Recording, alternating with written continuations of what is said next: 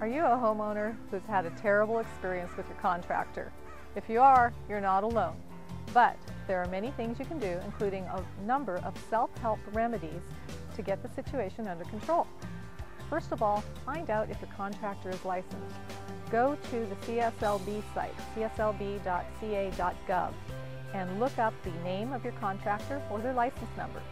That information should be on the contract that you entered in with them. Once you've looked it up and determined whether they're licensed or not, it changes your plan of what you're going to do with that contractor to get the project fixed. You may contact the CSLB yourself to file a complaint. The CSLB will investigate on your behalf and try to come to some sort of settlement, a repair plan with your contractor. Your contractor, if they are licensed, is under the supervision of the CSLB, meaning they have to make that job right or their license can be in jeopardy. An additional angle you have is while you're filing that CSLB complaint, contact the bond company. That bond company is also listed on the CSLB site. Contact the bond company. It's a $12,500 bond, which is the minimum in California, and you can make a claim for that $12,500. That may not be enough to make you whole, but it does two things. It gets the contractor's attention and at least secures $12,500 that's sitting there that has your name on it if you can prove your case. The contractor is not allowed to continue work in California without a bond. It's very much in their interest to keep that bond active. Otherwise, the bond company will probably cancel them if that bond has to be paid upon. An additional thing with the CSLB is they will give you the opportunity to enter into arbitration. That really only works for small projects because the maximum payout at arbitration is $12,500.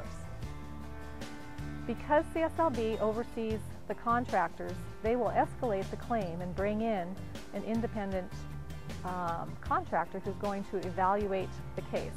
That's an industry expert.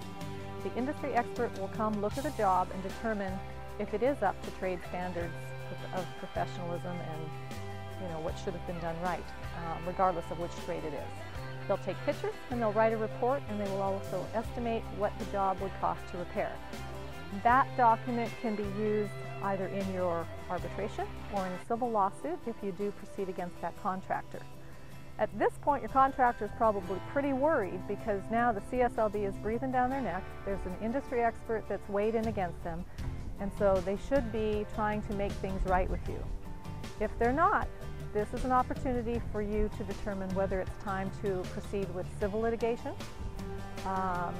Under the laws of California, if your contract has an attorney's pay clause or a loser pays clause, that means your contractor will also be obligated to pay your attorney's fees for bringing this action. So although you usually have to cough up the initial dough to get this going, you will be reimbursed your attorney's fees.